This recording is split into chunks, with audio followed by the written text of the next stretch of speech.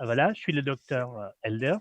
Je suis très heureux de prendre la parole aujourd'hui à la conférence de l'Institut Schiller dont le thème: «Est-ce que l'humanité va prospérer ou périr?» Évidemment, je je souhaite que l'humanité puisse prospérer. Ironiquement, une maladie mortelle, la pandémie de coronavirus, pourrait finir par être le seul moyen d'unifier le monde pour inverser ce qui pourrait autrement sembler être un glissement certain vers le pire.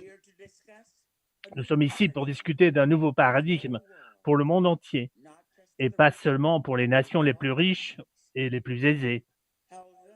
Madame Helga Zepp-Larouche a proposé qu'une plateforme mondiale de soins de santé soit construite pour répondre à la crise actuelle.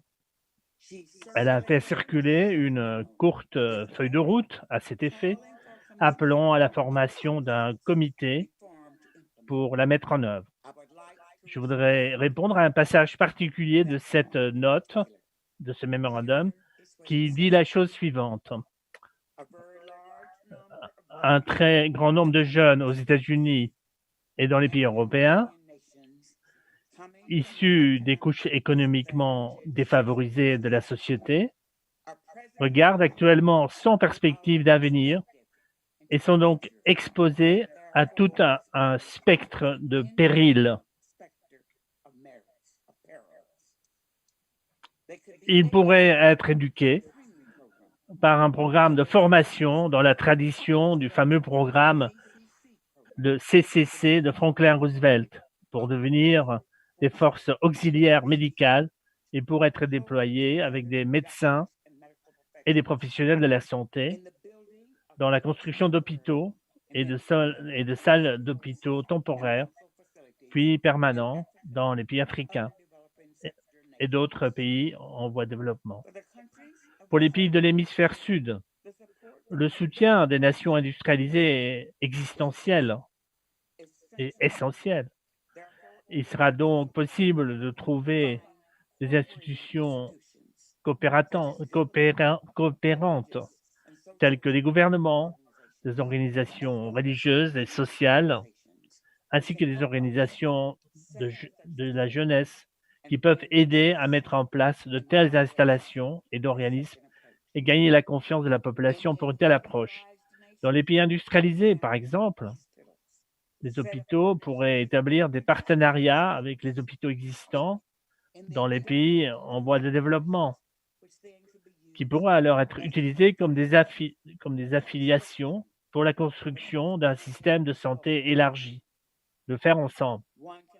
On peut également faire appel à des ONG ayant une expérience dans les zones dites de conflit, telles que le corps de paix, des organisations de lutte contre les catastrophes naturelles et diverses organisations de secours. Aux États-Unis et dans les pays européens, des médecins à la retraite, des personnes utiles et des organisations sociales et religieuses pour travailler au sein d'un comité afin de constituer des équipes de personnel médical et d'apprentis pour ce déploiement. Fin de citation. Voilà, moi je pense que tout ça, c'est possible, mais nous devons réfléchir à la manière dont nous le ferions. Il sera très important, par exemple, à la campagne en Afrique, tout comme il est important dans les villes aux États-Unis, que les gens de ces quartiers et de ces communautés soient complètement impliqués dans ce processus. C'est pourquoi les jeunes d'Afrique devraient être jumelés avec les jeunes des États-Unis et d'ailleurs, et formés ensemble, pour être formés ensemble dès le début. Nous devrions nous rappeler qu'il s'agit de communautés importantes de jeunes afro-américains qui se trouvent aux États-Unis et dont les parents sont venus du Nigeria, du Soudan, de l'Éthiopie, du Sénégal et bien d'autres nations. Historiquement, les collèges et universités noires pourraient être utilisés, ainsi que les campus des lycées et des centres urbains, comme points de coordination centraux pour rassembler les volontaires qui peuvent participer à un tel programme. Plus largement, les divers collèges de concession de terre, les collèges communautaires, les églises et d'autres organisations déjà profondément impliquées dans ce type d'action doivent simplement être encouragés par les jeunes qui veulent aider à faire ce qu'ils sont peut-être les seuls à pouvoir faire, sauver la vie de leur père en Afrique, en Amérique, en Asie et ailleurs et partout par des démonstrations d'espoir et de santé. Tout d'abord, nous aurons besoin de nombreux agents de santé communautaires. Nous pouvons prendre une page de ce qui a été fait pendant la guerre civile américaine en 1861 à New York, avec ce qu'on a appelé la commission sanitaire. On prend simplement les gens dans les communautés, on leur donne une éducation de base dans le domaine sanitaire et on les développe en tant qu'assistants et d'aides médicaux et des techniciens sur le plan médical. Plus important encore, ils seront très connus dans leur communauté. Ils peuvent très bien parler et communiquer avec les gens de la communauté dont ils font partie. Vous pouvez avoir des superviseurs de ces travailleurs communautaires de la santé qui doivent être également formés, bien sûr, se coordonnent avec les infirmières, les praticiens de médecine et les médecins. Mais cela vous permet de travailler avec une force beaucoup plus importante, bien implantée, et c'est bien ce que nous avons besoin. On peut pas, on doit avoir des gens qui soient impliqués en permanence et qui connaissent les communautés. Il faut des gens, il faut des pratiquants, des soignants à tous les niveaux, jusqu'aux spécialistes.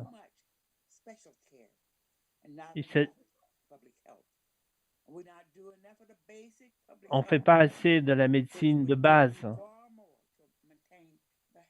On pourrait faire bien plus. Il ne s'agit pas d'attaquer les spécialistes, mais d'une affirmation selon laquelle nous sommes dans un état semblable à celui d'une guerre mondiale, qui nécessite quelque chose dont le docteur Martin Luther King et d'autres ont souvent parlé. Une action directe, créative et non violente, mais dans le domaine de la santé. Et nous avons besoin de volontaires, tout comme le mouvement américain des droits civiques en avait. Ils seront la colonne vertébrale de cet effort. Dans ce cas, nous devons créer des brigades et des bataillons de jeunes courageux qui risquent peut-être même leur vie, mais de manière responsable pour sauver la vie d'autres personnes ici et dans d'autres pays.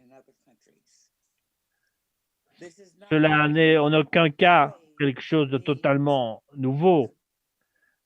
De nombreux pays ont essayé des éléments de ces programmes qui ont fonctionné avec un succès relatif dans le passé, et les membres de l'Union africaine et de l'OMS sont bien conscients de ces mesures. Il s'agit toutefois d'une circonstance qui requiert l'équivalent d'une alliance en temps de guerre, mais il s'agit véritablement d'une alliance en temps de guerre pour le progrès. Ici, nous pouvons compter les succès, non pas en fonction du nombre d'ennemis au combat, qu'on a tués au combat, mais en fonction du nombre de vies sauvées grâce aux soins de santé. Nous serons également aidés par l'omniprésence de certaines capacités des médias sociaux qui peuvent fournir des moyens de coordination étroite qui ne seraient pas disponibles autrement. La lutte contre le virus doit avoir un visage humain. Il n'y a pas une partie de notre population qui peuvent être ignorées. Par exemple, nos prisons déjà surpeuplées et des prisonniers maltraités connaissent une explosion d'infections. Ces gens ont été accusés de vol ou d'un autre crime non violent, ou toute autre personne d'ailleurs, devrait-elle être condamnée à mort de facto ou subir des préjudices uniquement parce que le reste d'entre nous a décidé d'oublier qui elles sont? Qu'en est-il des familles qui leur rendent visite? Qu'en est-il des enfants ou des conjoints ou des parents attachés à ces personnes? Et je crois que cela peut être une mobilisation qui remplace l'image de jeunes comme un soi-disant problème ou une source potentielle de troubles par l'image qui sont des guérisseurs, ceux qui se consacrent à préserver la vie et non la détruire.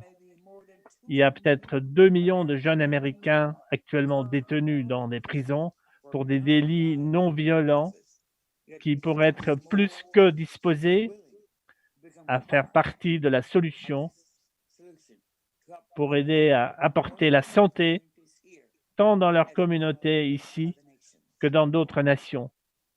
Et ce n'est que dans une telle situation d'urgence que ce genre de réflexion audacieuse serait rattaché à une crise urgente, désastreuse, mais soluble. Je prie pour que nous soyons à la hauteur de ce défi, à notre façon normale de penser. Tout le monde est en jeu et tout le monde est nécessaire. Je vous remercie.